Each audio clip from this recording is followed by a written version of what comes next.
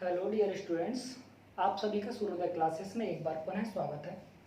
और आज हम आपको जो आपका सिलेबस था उसको हम आपका दोबारा से अगले टॉपिक की ओर लेके चलते हैं। तो कल हम जो आपका सिलेबस लेके चल रहे थे वो चल रहा था आपका Euclid division algorithm means Euclid विभाजन प्रमेय। ठीक है, इस टॉपिक के बाद में जो आपका नेक्स्ट टॉपिक आता है वो टॉपिक है आपका अंकगणित का आधारभूत सिद्धांत। ठीक है, that means fundamental theorem of arithmetic. Actual में क्या है ना, इस कंसेप्ट के बारे में आप लोग पहले से पढ़ते हुए आ रहे हैं, लेकिन आपको ऐसा कभी कुछ बताया नहीं गया है कि एक्चुअल में ये एक फंडामेंटल प्रिंसिपल है। ठीक है, देखिए मैं आपको इसको पहले मैं आपको थोड़ा सा एक हिंट देने की कोशिश करूँगा, उसको समझने की कोशिश करना। जैसे मेरे पास में टू टाइप्स के नंबर हैं। जैसे एक मैंने बताया था आपको प्राइम नंबर, सेकंड बताया था मैंने आपको कंपोजिट नंबर।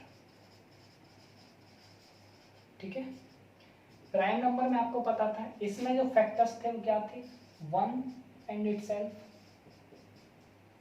क्लियर? यहाँ पे क्या हो रहा था आपका, इसमें मैं जो प्राइम नंबर था उसमें मैं जो डिवाइड कर रहा था वो मेरे पास में केवल क्या था, एक तो एक से कर रहा था या फिर उसी नंबर से स्वयं से। ठीक है, नेक्स्ट आता था आपका कंपोजिट नंबर।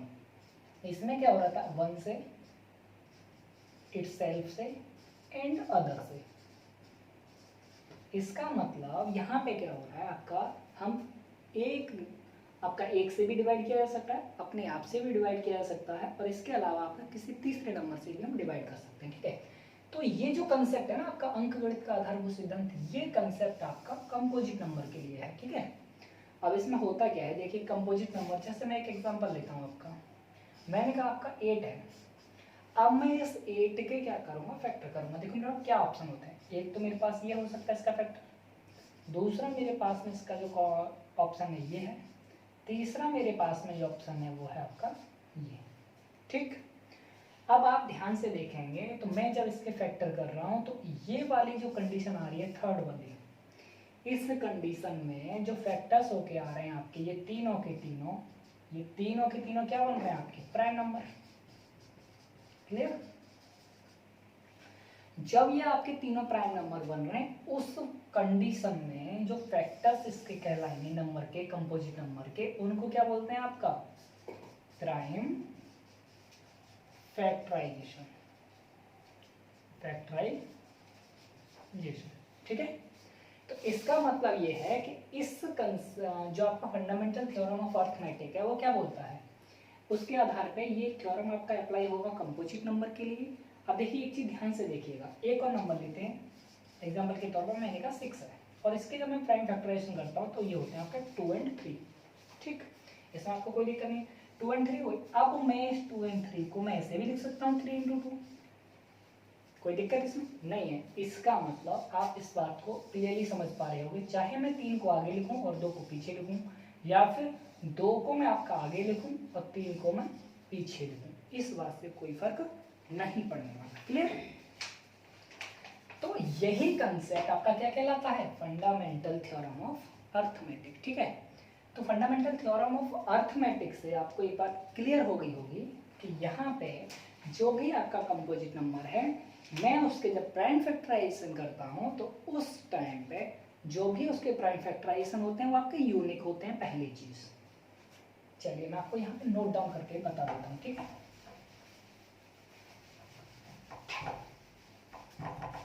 यहाँ पे लिखेंगे हम for any composite number, means किसी भी कंपोजिट नंबर के लिए, मीन्स किसी भी भाज्य संख्या के लिए, for any composite number the prime factorization are unique and they can be written in any order। Clear? इस बात को आप समझ गए होंगे। इसका मतलब क्या है कि जब भी किसी कंपोजिट नंबर के आप प्राइम फैक्टराइजेशन करते हैं तो वे आपके प्राइम फैक्टराइजेशन क्या होते हैं, यूनिक होते हैं, पहली चीज। दूसरी चीज, ये जो फैक्टर्स आप लिखेंगे return in any order, means आप चाहे आगे लिखिए किसी फैक्टर को या फिर पीछे लिखिए, इस बात से कोई फर्क नहीं पड़ेगा। क्लियर? जैसे मैंने अभी आपको एक 6 का एग्जांपल देके दिखाया था, तो वहां पे आप क्या कर रहे थे, तो जो आपने कंसेप्ट लिया, जैसे आपके एग्जांपल के तौर पर मैं लेके चलता हूँ, जैसे मैंने 6 लिया था तो 2/3 लिखो या फिर इसको आप 3/2 लिख दो, कोई दिक्कत नहीं है। ठीक है, इसी प्रकार से मैंने कहा आपसे 10 है, 10 के क्या हो जाएंगे 2 into 5, इसको मैं ये भी लिख सकता हूँ 5 into। तो इसका मतलब आपके जो कंसेप्ट है वो आपका क्लियर हो चुका होगा। फंडामेंटल थ्योरम ऑफ अर्थमेटिक क्या कहता है कि किसी भी अभाज्य संख्या के जब आप अभाज्य गुणनखंड करते हैं तो वो आपके क्या होते हैं, यूनिक संख्या होते हैं, मतलब एक अद्वितीय संख्या होती है जिसे हम किसी भी ऑर्डर में लिख सकते हैं। क्लियर? चलिए ठीक है, नेक्स्ट आपका इसी सिद्धांत के आधार पे हम क्या करेंगे, आपके कुछ बेसिक कंसेप्ट हैं, जैसे हमने यूक्लिड डिवीजन में किया था। यूक्लिड डिवीजन का हमने क्या किया था, यूक्लिड डिवीजन में हम क्या कर रहे थे, SCF में उसका एप्लीकेशन था। ठीक है, इसी प्रकार से इस कंसेप्ट का भी आपका यहाँ पे एप्लीकेशन है। चलिए, इस कंसेप्ट के एप्लीकेशन के आधार पे आपके नेक्स्ट टॉपिक आएगा। चलिए ठीक है, ये आपने नोट कर ही लिया होगा। तो आगे बढ़ते हैं, उससे पहले मैं आपको बताऊंगा कि आपके सिलेबस के अंदर 2 चीजें आएंगी। ठीक है, सबसे पहले आप जो समझने की टॉपिक है, एक है आपका शांत अशांत,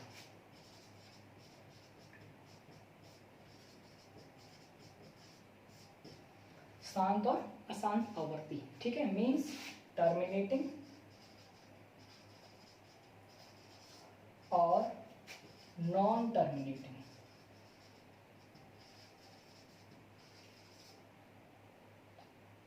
ठीक है, टर्मिनेटिंग है, नॉन टर्मिनेटिंग नंबर्स। ठीक है, इस वाले जो आपका प्रिंसिपल था, इसी प्रिंसिपल के आधार पर ये आपका पता लगाएंगे कोई भी आपका नंबर है वो टर्मिनेटिंग होगा या फिर नॉन टर्मिनेटिंग होगा। इसके बाद में इसमें एक और कंसेप्ट हम सीखेंगे, वो क्या सीखेंगे, एलसीएम एंड एचसीएफ। ये भी हम प्राइम फैक्टराइजेशन की हेल्प से सीखेंगे। ठीक है, अच्छा मैं आपको इसमें एक बार प्राइम फैक्टराइजेशन करना और सिखा देता हूँ। चलिए, एक एग्जांपल के तौर पे एक एग्जांपल लेते हैं। मैंने कहा आपसे 128 है। ठीक है, अब मैं इसके प्राइम फैक्टराइजेशन करता हूँ, तो आपने ये मेथड तो पढ़ा ही होगा। इसमें क्या करते हैं, आप ध्यान से देखेंगे, लास्ट डिजिट आपका कितना है, 8 है, मीन्स इवन नंबर है, इसको मैं 2 से डिवाइड कर सकता हूँ। इसका मतलब ये कितना हो जाएगा 64। फिर इसको 2 से डिवाइड किया 32, फिर दोबारा किया 16, दोबारा किया 8, नेक्स्ट किया 4, नेक्स्ट किया 2 एंड नेक्स्ट किया 1। ठीक है, इसका मतलब ये है कि अब आप ध्यान से देखोगे तो ये जो मेरे फैक्टर आ रहे हैं होने के बाद में, ये सब क्या बन गए मेरे prime factorization. That means this number can be return is 2 2 2 2 and 2। ठीक है, इसका मतलब आपका जो कंसेप्ट है वो प्राइम फैक्टराइजेशन करना आप सीख चुके होंगे। ठीक है, इस तरीके से मेरा कोई भी नंबर होगा उसको मैं प्राइम फैक्टराइजेशन आसानी से कर पाऊंगा। चलिए, तो अब मैं प्राइम फैक्टराइजेशन का आपको एप्लीकेशन बता देता हूँ, शांत आवर्ती और अशांत आवर्ती। चलिए, तो सबसे पहले हम लेके चलेंगे शांत आवर्ती और शांत आवर्ती।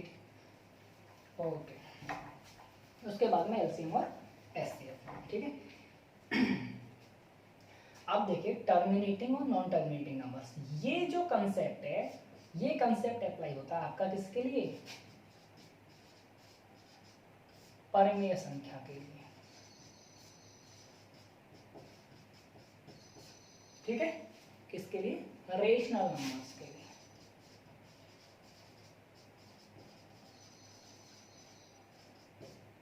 ठीक, अब रेशनल नंबर के लिए कैसे अप्लाई होगा, ध्यान से समझने की कोशिश करना इसको। एक्चुअल में क्या है ना, ये कंसेप्ट ऐसा है कि इस कंसेप्ट में मोस्टली स्टूडेंट क्या करते हैं, वो कंफ्यूज हो जाते हैं। मैं आपको इस बहुत ही बेसिक तरीके से कराने की कोशिश करूंगा, आप इसको एक बार में आसानी से समझ जाएंगे। ठीक है, एक्चुअल में क्या ना, मैंने आपको बेसिक चीजें लेके चल रहा हूँ। सबसे पहले मैंने आपको प्राइम फैक्टराइजेशन बताया। चलिए आगे बढ़ते हैं। तो उसके लिए अब देखो, रेशनल नंबर में मैंने आपको ऑलरेडी बता चुका हूँ, the number can be return in the form of p/q where q is not equal to 0। ये आपका क्या हो जाएगा, परिमेय संख्या। ठीक है, अब मुझे करना क्या है, मुझे कुछ नहीं करना है। शांत आवर्ती और अशांत आवर्ती के लिए मेरे को केवल एक चीज चेक करनी है, ये जो आपका नीचे वाला पार्ट है ना q, इस q पार्ट के क्या करेंगे आप, इसमें देखो स्टेप्स मैं आपको बता देता हूँ।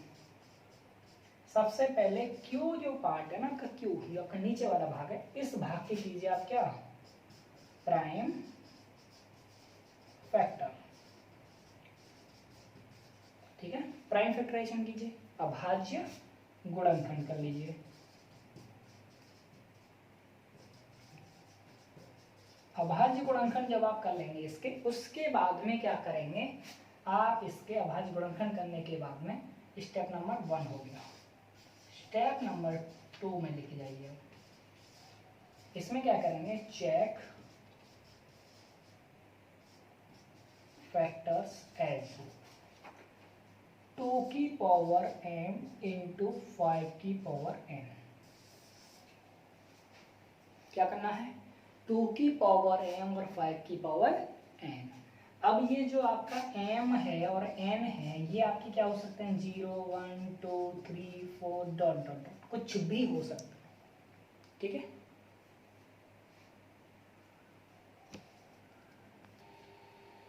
तो अभी आपने क्या किया, स्टेप नंबर 1 आपका हो गया। स्टेप नंबर 2 में अब जो आपके m की और n की वैल्यू होगी, ये वैल्यू क्या हो सकती है आपकी, 0 से लेके 1 2 3 4 5 कुछ भी हो सकती है। ठीक है, चलिए अब इसमें क्या करेंगे, देखिए आपको थोड़ा सा मैं इधर समझाने की कोशिश करूँगा। टॉपिक आपको ये क्लियर हो चुका है, ये मान के चलिएगा। जैसे ही आपने प्राइम फैक्टराइजेशन किया और आपने क्या किया, इसकी पावर्स को चेक किया। ठीक है, चेक फैक्टर्स है 2 की पावर m और 2 की पावर 5 की पावर n। अब इसमें क्या है, इफ, इसमें आपकी 3 कंडीशंस आएंगी, नंबर 1, नंबर 2 एंड नंबर 3। ठीक है, अगर आपका ये आ रहा है 2 की पावर m इंटू 5 की पावर n, तो क्या बन जाएगा, ये शांत आवर्ती है। क्या बन जाएगा, शांत आवर्ती। ठीक है, अगर ये ओनली आ रहा है 2 की पावर m, ठीक है, तो भी क्या बन जाएगा, ये शांत आवर्ती। अगर ये आ रहा है 5 की पावर m ओनली, तो भी क्या बन जाएगा, ये शांत आवर्ती। हाँ, तो अगर आपका इन तीनों कंडीशन में से जैसे आपका 2 की पावर 5 2 की पावर m इंटू 5 की पावर n है, या फिर 2 की पावर ओनली आ रहा है, या फिर 5 की पावर ओनली कोई भी पावर आ रही है, तो इन तीनों कंडीशंस में क्या हो जाएगा, ये आपका शांत आवर्ती हो जाएगा। Means your number will be terminating. क्या हो जाएगा, टर्मिनेटिंग। देखिए आप समझने की कोशिश करेंगे क्या होता है एक्चुअली में टर्मिनेटिंग और नॉन टर्मिनेटिंग का मतलब। जैसे मैंने क्या किया, आपका अभी आपके पास में मैंने कहा आपका एक नंबर है 3125 और ऊपर है आपका, मान लीजिए मैंने कोई भी एक नंबर दिया, मान लीजिए 28 दे दिया। ठीक है, ध्यान से समझने की कोशिश करना। अच्छा, अब मैंने क्या कहा था, सबसे पहले आप क्या करेंगे, नीचे वाले पार्ट के आप फैक्टराइजेशन कीजिएगा, और नीचे वाले पार्ट के जब आप फैक्टराइजेशन करेंगे तो इस कंडीशन में क्या हो जाएगा, इसके जब मैं फैक्टर करूंगा तो देखिए आप फैक्टर लिखिएगा। तो इसके फैक्टर करते हैं, देखो सबसे पहले आपको पता है 5 से कटेगा, 5 6 30, 5 दूनी 10 और 5 पंजे 25। 5 से फिर कटेगा, 5 2 5, 5 से फिर कटेगा 25, 5 से 5 और ये 5 से फिर ये एक बार। इसका मतलब इसके जो प्राइम फैक्टराइजेशन बन गए वो क्या बन गए, 5 इंटू 5 इंटू 5 इंटू 5 इंटू 5। ठीक है, इसके फैक्टर्स आपको क्लियरली बन गए होंगे। तो इसमें आप क्या कर पा रहे होंगे, अब देखो ध्यान से, मैंने क्या बोला था, इसको मैं अरेंज कर दूंगा तो ये क्या बन जाएगा, 5 की पावर 5। ठीक है, जब ये 5 की पावर 5 बन गया है, चलिए ठीक है, इसके आपने फैक्टर कर लिए हैं, 5 की पावर 5 है। अब देखो ध्यान से, ये हटा देता हूँ 1 मिनट के लिए, रुक जाइए। अब आप देखिए इनमें से कंडीशन चेक कीजिए, क्या ये कंडीशन आ रही है, नहीं आ रही है, ये कंडीशन आ रही है, नहीं आ रही है, ये वाली कंडीशन आ रही है, यस। इसका मतलब आपकी थर्ड कंडीशन क्या हो रही है, यहाँ पे वैलिड हो रही है। ठीक है, अब जब आपकी थर्ड कंडीशन वैलिड हो रही है, इसका मतलब this number is known as शांत आवर्ती नंबर। क्या है ये, शांत आवर्ती। देखिए अब ये कैसे कन्वर्ट होता है, एक्चुअल में क्या है ना, ये नंबर आपका इस फॉर्म में कन्वर्ट हो जाएगा। देखिए कैसे, ध्यान से समझना। मैंने क्या किया, इस नंबर को 5 की पावर 5 लिखा है और ऊपर है आपका 28। अब मुझे क्या करना है, इस नंबर को कन्वर्ट करना है नीचे वाले को इस फॉर्म में। ठीक, इस फॉर्म में जब मैं इस नंबर को कन्वर्ट करूंगा तो मुझे सिंपली क्या करना है, यहाँ पे 2 की पावर 5 का मल्टीप्लाई कर दूंगा ना ऊपर और नीचे। कोई दिक्कत नहीं है, नंबर अब भी उतना ही है आपका, ठीक है। जब आपका नंबर अभी भी उतना है तो इसके बाद में क्या हो जाएगा आपका, देखिए अब ये नंबर आपका 28 मल्टीप्लाइड बाई 32 ऊपर हो जाएगा और नीचे हो जाएगा 2 की पावर 5 इंटू 5 की पावर 5। क्लियर, ठीक है। अब जब आपको नंबर क्लियर हो गया है कि ये नंबर में आपका कोई चेंज नहीं हो रहा है, इसका मतलब इसकी फॉर्म में आपका कन्वर्ट करने के बाद में फिर भी मैं इस नंबर को एक्चुअल में ये जो फॉर्म है इस फॉर्म में आप फिर से लेके आ रहे हैं, इसी प्रकार से आप क्या कर सकते हैं, इस फॉर्म में भी लेके आ सकते हैं। सपोज दैट मैंने आपको नंबर दे दिया 71 डिवाइडेड बाई 64, ठीक है। तो आपको पता है 64 को जब मैं फैक्टर करूँगा 71 2 की पावर 4 हो जाएगा, ठीक है। अब इसका मतलब क्या, मुझे अब इस नंबर को कन्वर्ट करके किस में लेके आना है, 2 की पावर 5 इंटू 5 की पावर 5 में। तो कैसे करूँगा, बस मुझे सिंपली इसमें मल्टीप्लाई कर देना है 5 की पावर 4 और ऊपर भी 5 की पावर 4, और ये वाला जो पार्ट है अगेन क्या बन गया आपका 2 की पावर n इंटू 5 की पावर n, ठीक है।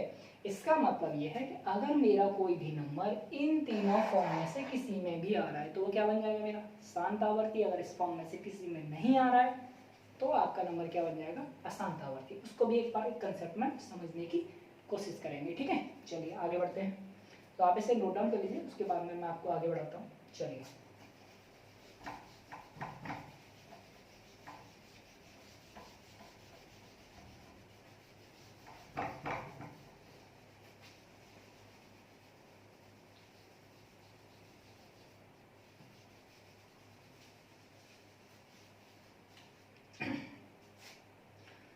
देखिए आप क्या करते हैं, अशांत के लिए बात कर लेते हैं।